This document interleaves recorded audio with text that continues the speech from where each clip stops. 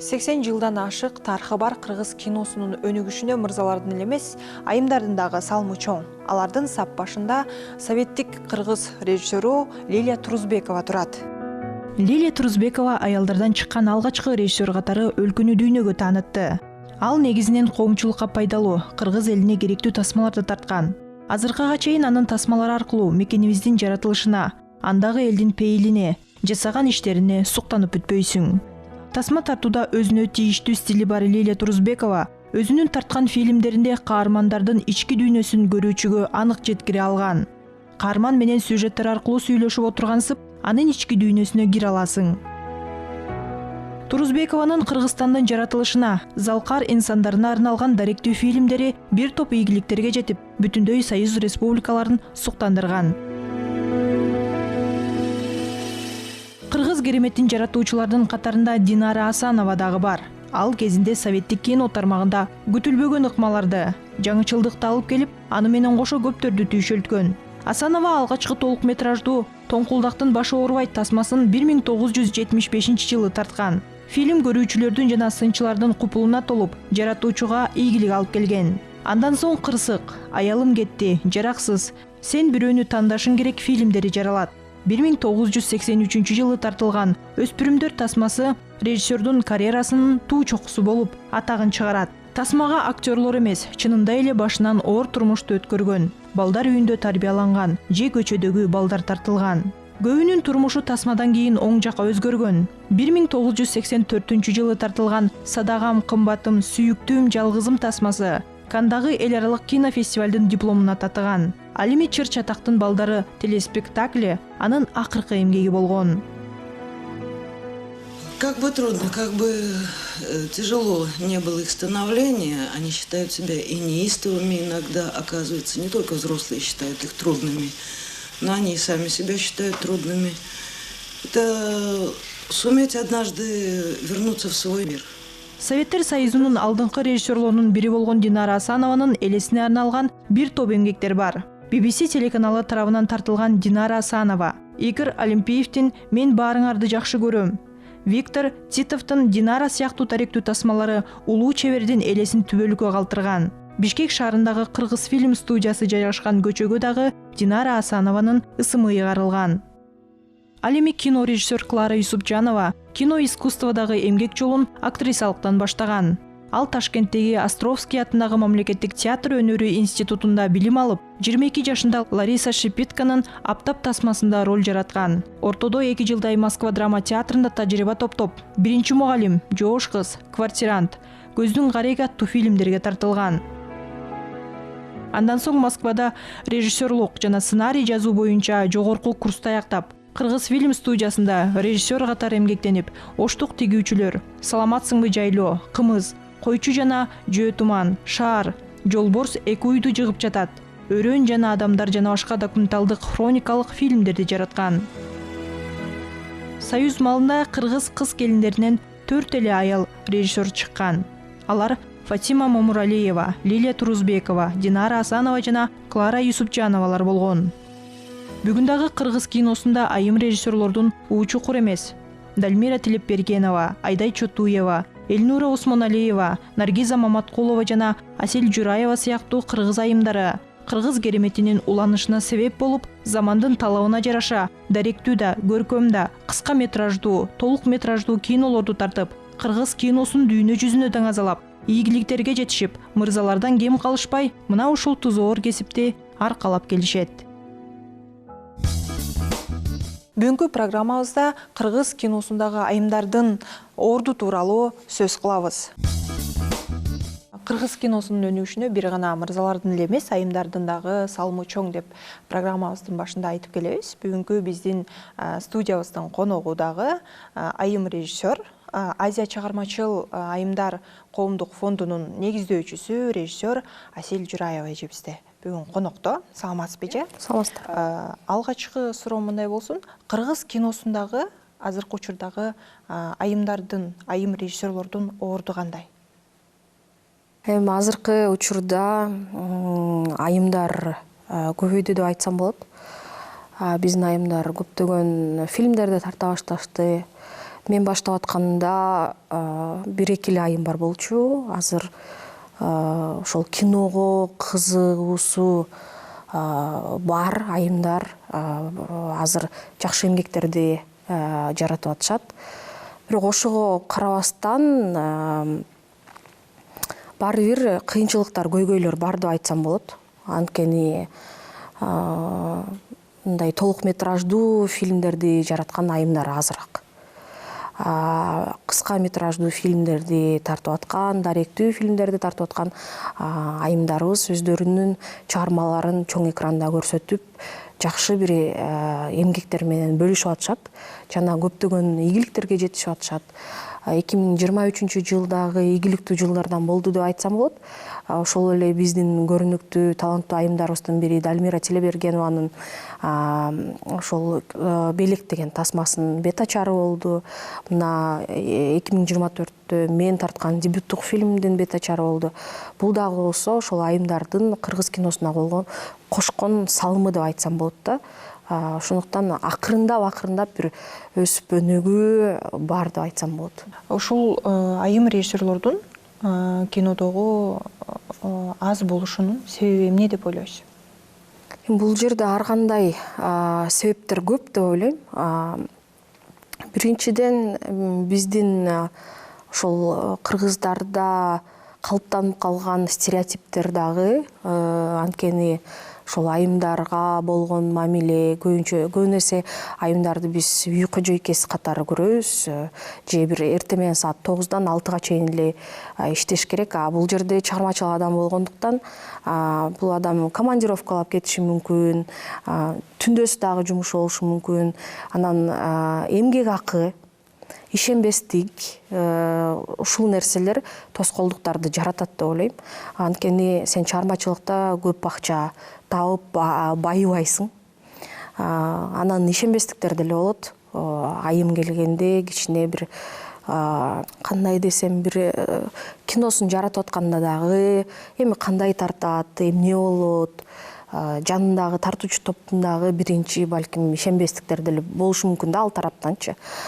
Ошон үчүн айта берсең көп да. Анткени мен деле ошол окууга тапшырып атканда атам менен кошо келген болчумун. Бейшеналиева азыр университет болуп калды, искусство университетине. Ошондо дагы бизди кабыл алганда атам айтканда, эмне кыласыңар кызыңарды режиссерлукка берип. Бул деген турмушка чыкпай калышы мүмкүн. Анан кечке ошол командировкалап жүрөт, анан эмгек акысы дагы аз болот, мүнөзү өзгөрөт депчи. Ошол нерселерди айтып берген да. Ошон үчүн баргыла, ойлонуп келгиле, андан көрө башка бир кесипти тандасаңар өзүңөргө жакшы болот депчи. Бирок ошого карабастан биз мен атам деле мага ишенип, режиссерлук кесипти тандоодо мага колдоо көрсөттү деп айтсам болот да. Ошондуктан бул жерде албетте мындай чыгармачыл адам болом деген айымдарга үй бүлөлүк жактан, жакындары тарабынан колдоо керек. Колдоо жок болсо чөгүп кетиши мүмкүн. Айым режиссерлордун тандап алган темалары дагы мырзалардыкынан бир аз айырмаланып турат да. Кээ бирөөлөр айтышат, ушул айымдар жөнөкөй темаларды тандап алышат депчи. Ошол айымдар көбүнчө кандай темаларга басым жасашат, кандай көйгөйлөрдү көтөрүп чыгышат өздөрүнүн фильмдеринде? Мына биз 5 жылдан бери кинофорумду өткөрүп келе жатабыз. 6-чы кинофорум болот быйыл буюрса. 5 жылдан бери чоң өзгөрүүлөр болуп атат. Айымдар тарткан тасмаларда ар кандай жанрда тартып атышат. Мындай деп ойлошот да, айымдар эселе алар сүйүү жөнүндө эле тартат. Болду, айымдар ошол бирөөнү сүйүп калган эле, анан эркек мырзалар булар социалдык темаларды көтөрүшөт деп. Ошондой деп да ойлор бар да, бирок андай эмес. Айымдар көтөргөн көйгөйлүү темалар абдан көп. Ошол былтыр эле экология боюнча тасмалар болду, ошол эле социалдык темадагы, ошол эле сүйүү темасы, дүйнөлүк темада көтөрүлүп аткан өзгөчөлүктөрү бар деп ойлойм. Көбүрөөк айымдар тарткан тасмаларда көбүрөөк эмоция аласың деп ойлойм да. Анткени биз эмоционалдуубуз да өзүбүз. Ошон үчүн өзгөчөлүктөр деле бар. бирок бөлгүбүз келбейт. Айым режиссерлор, эркек мырзалар депчи. Бирок бөлгөнгө туура келип атат. Анткени аларды колдош керек, алар жөнүндө айтыш керек. Аларды унутуп калды айымдар бар экенчи. Ошол себептен дагы биз кинофорумду өткөрүп атабыз. Биз баарыбыз бизге көңүл буруп койгула, мына биз кино тартып атабыз, биз тарткан тасмалар эл аралык деңгээлде чыгып атат, мына көргүлө кандай мыкты тасмалар бар депчи. Ошонун баарын эл көрсүн деген максатта дагы бирибизди колдойлу деп ушундай бир аянтча түзүп берип атабыз да. Азыркы учурдагы режиссер айымдар бүгүнкү учурдагы режиссер мырзалар менен тең тайлаша алышабы? Албетте, биз алардан эч кандай мындай кем эмеспиз да. Бирдей эле жараткан, баарыбызды бирдей эле кылып жараткан турабы? Бир гана эркек, аял болуп эле эч кандай бул жерде эркектер мыкты тартат, аялдар андай мыкты деңгээлде тарта албайт деген мындай туура эмес сөздөргө мындай кошулбайм да. Анткени ар бир адам эле чыгармачыл адам болгондон кийин буга чейин айтып кетпедимби, өзүнүн темасы болот баарынын, ошол темасын жеткиргенге аракет кылат. Биз азыр тең таймашып эле мына мен деле дебюттук тасмам менен чыктым, 4-5 жыл аралыкта бүтүрө албадым, кандай кыйынчылыктар болду, бирок ошого карабастан тасма аягына чыкты, азыр кинотеатрлардан көрсөтүп баштады да. Ошол эле бизде коммерциялык жаатта дагы иштеген айымдарыбыз бар. Алар дагы коммерциялык фильмдерди тартып атышат. Алардын фильмдерине дагы биздин көрүүчүлөр барып атат. Дүйнөлүк масштабта карап көрсөк, баары бир тасмасынын режиссеру дагы айым. Туурабы? Ал деле канча миллиарддаган акчаларды азыр кассадан жыйнап атат, туурабы? Эми Аватарга жете элек. Бирок жакшы жыйынтыктар болуп атат да. Демек, булар дагы бизге бир кандайдыр бир деңгээлде жол ачып берип атат. Дүйнөлүк аренага деп коебузбу же дүйнөлүк экранга деп коебузбу, мындай бир жол ачып берип атат да. Бизде дагы ар бирибиз ошол деңгээлге жете алабыз да. Ошол канчалык деңгээлде айымдар көбөйсө, жакшы тасмалар көбөйсө, ошондо дагы биз мындай үнүбүз чыгып, ачык, мындай эркин болушубуз керек да. Негизи эркин болуш керек, ачык болуш керек, талантыбызды коркпой эле көрсөтүшүбүз керек. Ошондо бир тең таймашып, жакшы чыгармаларды жарата алабыз. Ошо эң башкысы колдоо керек, бирибизди колдошубуз керек, айымдар биригишибиз керек. Кино тармагында каражат маселеси эң мындай орчундуу маселелердин бири да, көйгөйлүү маселелердин бири. Анан биз ошол сиздин жана дебюттук тасмаңыз чыкпадыбы? Теңир берди. Ошону биз уктук да, ошол мамлекет тарабынан каржыланган айым режиссердун алгачкы ошол айым режиссерлордун бири сиз эле болупсуз да. Ошол мамлекет тарабынан мындай айымдарга көңүл бөлүнөбү? Жок, мага чейин Дальмира Тилебергенова тарткан. Мамлекет тарабынан ошол толук метраждуу фильмди каржылаган. Андан кийин ошол меники болуп атат. Негизи жакшы тема, жакшы сценарий керек. Анан эми мамлекет бизге көңүл бурсун, мамлекет ушуну жасаш керек деп айтып берген да туура эмес экен. Биз өзүбүз аракет кылышыбыз керек экен, биринчиден. Бирок мамлекет колдосо андан жакшы болот да. Андан биз мындай канаттарыбыз пайда болуп уча баштайбыз дегендейчи, мамлекет тарабынан жакшы колдоо болсочу. Бирок ошол Дальмира эже деле биринчи тасмасын тартканда ал деле көп кыйынчылыктарга туш болду. Азыр экинчи тасмасында деле 3-4 жылда тартты. Негедир экөөбүздүн баягы тагдырыбыз бири окшош болуп атат да, баягы съемка учурунда болгончу. Бардыгы эле келип ошол каражатка такалып калып атпайбы? Анан сөзсүз түрдө мен ойлойм, мамлекет колдоо көрсөтсө, айымдарга көңүл бурса, ошондо дагы колдоо бар экен деп айымдар да келе баштайт. Бизди көрүп аткан көрүүчүлөр ойлошу мүмкүн да, эми аялымдардын баары эле тасма талаасына кетип эле, баары тасма тартып кетсе, үйдүн ишин ким кылат депчи. Анан ошол үй жумуштары менен, үй тиричилик менен кинону кантип айкалыштырса болот? Айымдар, тасма талаасында иштеген айымдар бирок аз эле. Экинчи режиссер болгондор аз болот атпайбы? Экинчи составда иштегендер бар. Экинчи составдагылар абдан чоң жумуштарды аткарышат да. Үй менен, үй бүлө менен жумушту бирге алып кетсе болот деп ойлойм. Эми болот деп менин практикамда андай боло элек эми.